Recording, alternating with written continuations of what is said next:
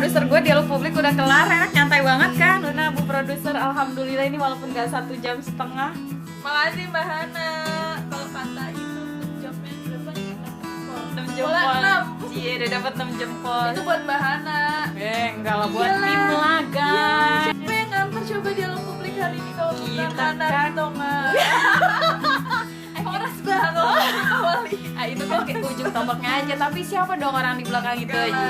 Oh, ada banyak lah. Gimana?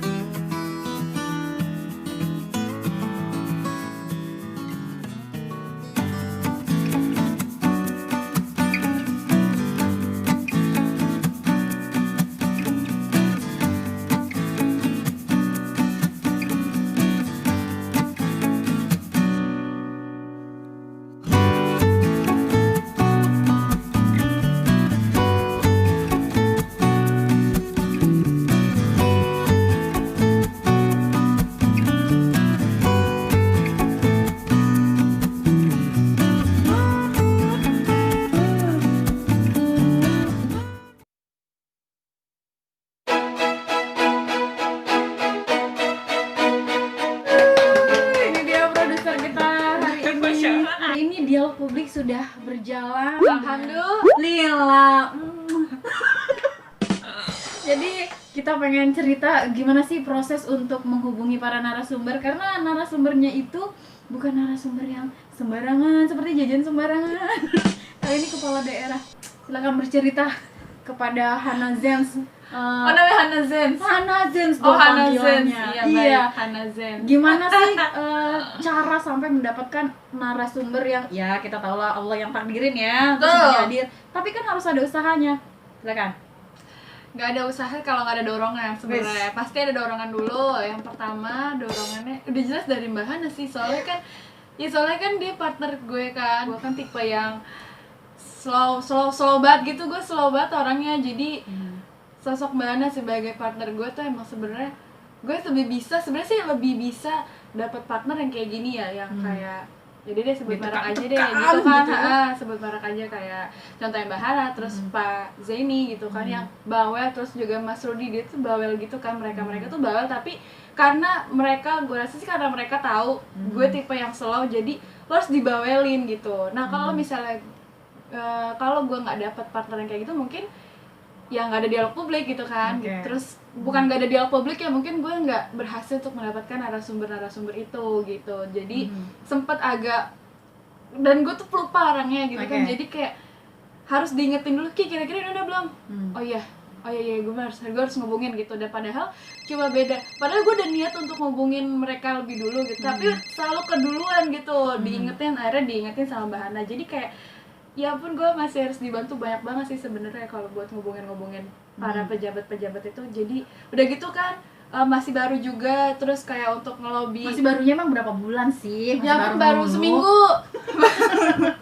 Baru seminggu gitu. Jadi selalu minta arahan kayak untuk ngubungin Pak Bupati, terus Pak Wali, minta arahan redaksional kalimatnya yang bener tuh kayak gini ga, kayak gitu. Karena ngomongnya masih cucut gitu, takutnya banyak salahnya kayak gitu. Jadi sebelum di-share ke mereka pesannya pasti harus konfirmasi dulu sama mereka kayak gitu aja sebenarnya. Oke, proses persiapannya berapa lama sampai hari ini?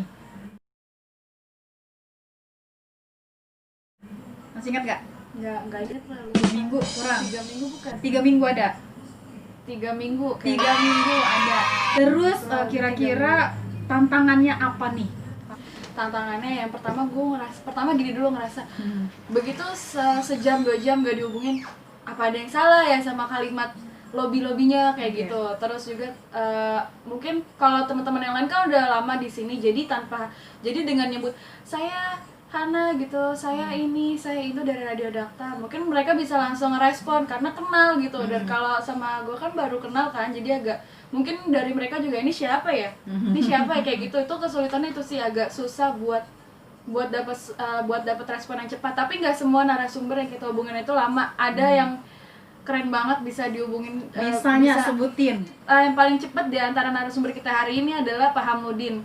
Pak Hamudin keren banget, responnya baik banget, dia langsung siap Mbak, saya akan cek jadwal, insya Allah bakal disempatkan untuk hadir menjadi pembicara dialog publik Radio Dakta. Terus Pak Pandu sempat kita pending dulu sehari, dapat kabar dari Pak Pandu agak lama, mungkin beliau sibuk, jadi beliau harus cek jadwal dulu. Baru setelah sehari setelah gue WhatsApp Pak Pandu, alhamdulillah dibales untuk disiapkan jadwal oleh beliau. Alhamdulillah nggak butuh waktu lama, langsung dapat kabar, Mbak, insya Allah saya bersedia untuk menjadi pembicara dialog publik. Alhamdulillah. Akhirnya kita tahu kepala daerah itu susah banget dihubungin, apalagi ini via Zoom. Secara mereka kan butuh performan dan dilihat orang. Ini radio, pasti tantangannya itu lebih luar biasa. Ngubungin untuk kepala daerah Kota Bekasi, Pak Pepen, Pak Rahmat Effendi, sama Bupati Eka Supriyatmaja, akhirnya diwakili sama jubirnya malah Dr. Alamsa. Gimana redaksinya, komunikasinya dengan ajudan-ajudan mereka? Ya, jadi kalau untuk langsung ke petinggi kepala daerah kayak Pak Pepen, Wali Kota Bekasi, terus juga Pak Bupati Eka, itu aku nggak langsung tiba-tiba WhatsApp, tapi diarahkan oleh Mbak Ria untuk buat surat rekomendasi dulu. Paling teliti. Sekretaris redaksi ya? Sekretaris redaksi paling teliti, the best banget Mbak Ria.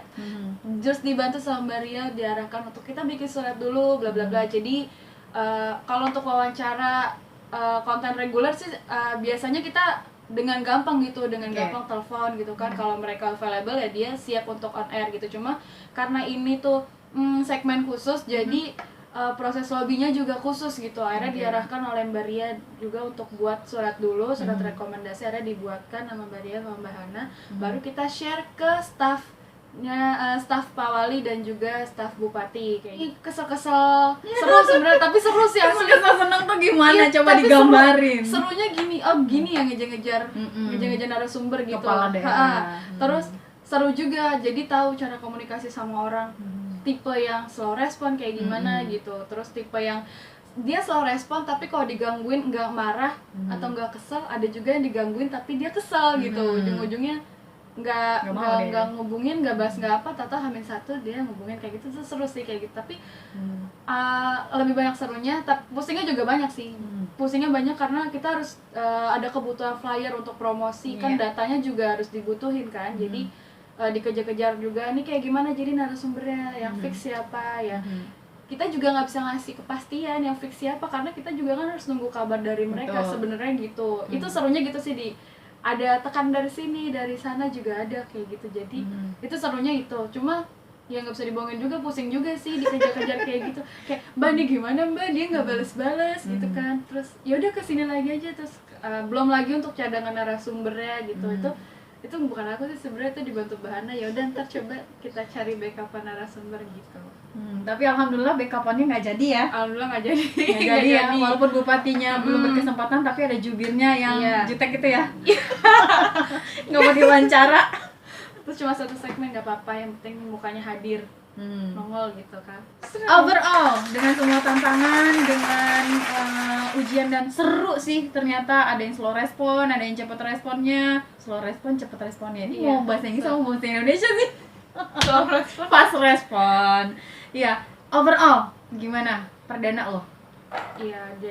Karena ini dilepas loh, memang sengaja dilepas, dia ngurusin semuanya, flyer, narasumber, overall. Gue tengah nyiapin nota, lah kan? Enggak dilepas itu, aku masih di angon gitu, tau gak sih? Angon tuh apa? Sapi? Kayak sapi ke kambing tuh, kalau dari kandang tuh nggak bisa didiemin, dituntun gitu, dituntun. Overall?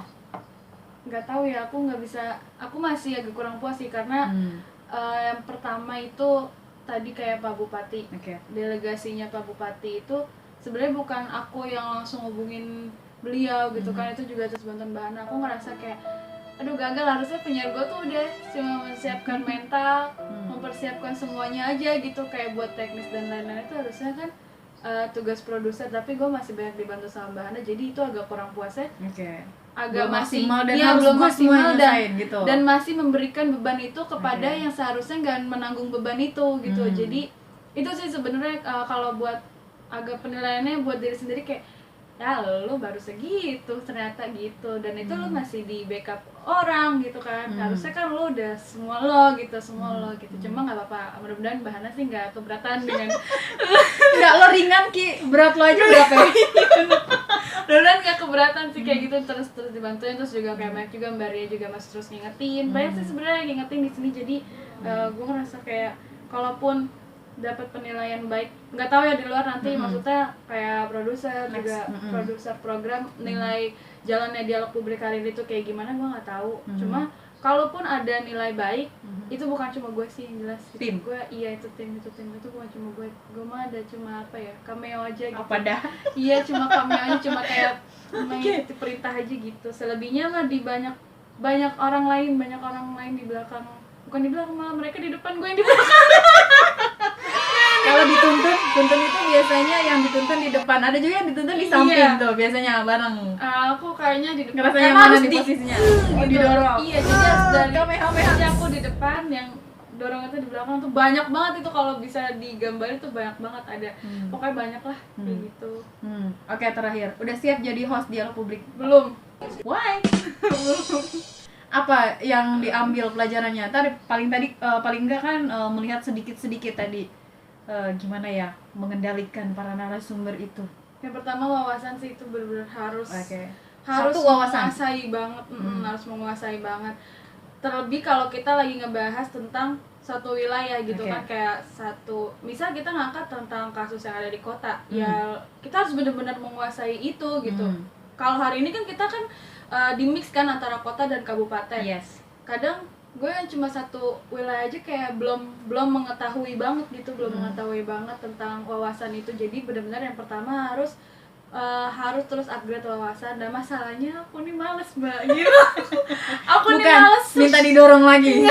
Aku nih males untuk mencari tahu apa sih yang lagi up di sini, pemberitaan yang lagi, padahal kerjanya di media berita gitu. Harusnya kan lebih upgrade terus tentang berita-berita terkini. Cuma itu dia sih, kadang kalau udah jadi keseharian kayak males lama-lama. Aduh, masa gue sehari-hari berita di luar ini gue harus nyari-nyari berita juga sih, maksudnya nyari-nyari informasi terkini gitu kan. Ya gitu aja sih, paling kayak cuma wawasan aja harus ditambahin. Kalau udah megang wawasan, terus yang kedua terus koordinasi tim itu, koordinasi tim. Terus koordinasi tim itu ada sangkut pautnya sama fokus. Jadi gue kan tipe yang kadang suka hilang fokus tiba-tiba di tengah-tengah gitu kan. Jadi bisa aja yang harusnya bener udah di-create nih untuk koordinasi, ntar kayak gini di tengah-tengah hilang fokus, gue nggak bisa berkoordinasi kayak gitu. Itu penting banget sih. Tapi kalau Mbak Ana nggak gitu, dia fokus nih, gue nggak tahu tuh dia fokus apa enggak, tapi dia masih bisa dengerin masukan dari luar gitu. Kalau gue yang ada di posisi multitasking, iya, itu permintaannya. Multitasking, permintaan dari yang di atas itu. Nah, gue kalau jadi di posisi Mbak Ana nggak bisa gitu. Ya udah, lu fokus, ada belum masukan bisa, dari luar. Bukan gak Iya, bisa. mungkin belum bisa. Ada masukan dari luar, gue lupa yang harusnya gue sampai ini apa gitu. Terus tadi masukan ini apa, dia ngomong apa tadi ya, gue lupa gitu. Itu benar-benar harus fokus banget gitu. Nah, terus agak bingung sih sebenarnya biar bisa fokus kayak gitu gimana. Maksudnya fokus di sini kita harus fokus sama yang ada di kepala kita, fokus juga sama apa yang disampaikan di sekitar kita, belum lagi teknis dan lain-lain, dan narasumbernya kayak gitu-gitu sih. Itu benar harus terus dipelajari sih sebenarnya. Berarti satu wawasan, dua multitasking. Koordinasi di dalamnya. Terus apa lagi? Terus yang ketiga ya belajar sebenarnya. Iya, itu udah final. Itu udah final. Jadi antara dua ini, jadi 2 poin itu ya harus dibungkus sama belajar. Kalau misalnya nggak belajar, ya nggak bisa gitu sebenarnya. Butuh waktu berapa lama? Ya lama lah. Lama banget itu. Sip. Terakhir, pesan Kiki buat teman-teman di luar sana yang ingin masuk dunia broadcasting berita, mau itu di radio atau di TV. Mental mereka apa yang harus disiapin, terus otak mereka apa yang harus diisi. Bahasanya serem banget ya, otaknya apa yang, maksudnya apa yang harus diisi untuk kemampuan all in. Kalau otak sebenarnya gini, Mbak, aku juga salah satu orang yang mungkin datang ke terjun di dunia ini tuh kosong ibaratnya gitu. Ibaratnya kosong, bahkan nggak ada gitu kan. Jadi yang pertama mungkin mentalnya dulu aja sih. Mentalnya dulu, terus kayak ini bener gak sih keinginan lo untuk terjun di dunia ini kayak gitu. Karena kalau misalnya, jadi aku ada gini, temanku ada, dia tuh pintar banget gitu. Pintar banget beneran, tapi wawasan luas tuh. Iya, keren Mbak. Jadi kita ngomong apa aja dia nyambung. Nyambung. Tapi mentalnya dia belum siap untuk ketemu orang banyak gitu kan, karakter beda-beda gitu. Tiba-tiba itu bisa down gitu aja gitu. Yang udah segitu iya, banyaknya dikalahkan dengan mental yang ciut. Wawasan yang dia punya itu bisa tiba-tiba meneh kayak gitu dah. Jadi tapi kalau gue juga terbalik, kadang mental juga nggak ada gitu kan, terus kepala juga kadang isi nggak ada kayak gitu-gitu. Kadang Jadi, ya. iya kadang ya udah kayak gue pas aja gitu jalan seret, walaupun nggak punya bekal apa-apa, cuma gue percaya setiap orang tuh ada orang yang bisa menghargai Betul. proses gitu. Ada yang emang gue nggak mau terima yang harus di ini dulu, maunya yang udah jadi. Ada juga yang kayak gitu, tinggal gimana lo nyaji deh sama orang kayak gitu kan. Sebenarnya kalau lo ngerasa lo masih jongkok banget, lo masih kosong banget, ya lo ya lo jangan nyolot gitu ya sebenarnya. Kalau lo ngerasa masih kosong ya lo isi, gimana caranya lo ngisi gitu kan. Jangan gitulah pokoknya, tinggal tergantung kitanya aja deh kayak gitu sih. Dan terus jangan takut juga, katanya gini kalau kerja di media, jam kerjanya nggak jelas gitu. Terus tekanannya banyak. Udah pasti kayaknya kalau tekanan nggak cuma di media Mbak. Iya, semua pekerjaan pasti punya tekanannya masing-masing. Tinggal baik lagi tinggal gimana kita. Terus gimana kita ke orang, gimana kita menghadapi orang, dan gimana lo memikirkan insight kita dari luar gitu. Kalau gue tipe yang ya udah, tapi sempet kalau ada beberapa yang bilang kalau gini kalau itu sampai menohok banget ya gue mikir dulu sih. Kadang mikir bisa sampai setengah hari, setelah itu bodo amat gitu. Asik. Iya, Itu kuncinya, bodo amat. Iya, kadang bodo amat itu diperlukan. Makasih ya Ki. Dah.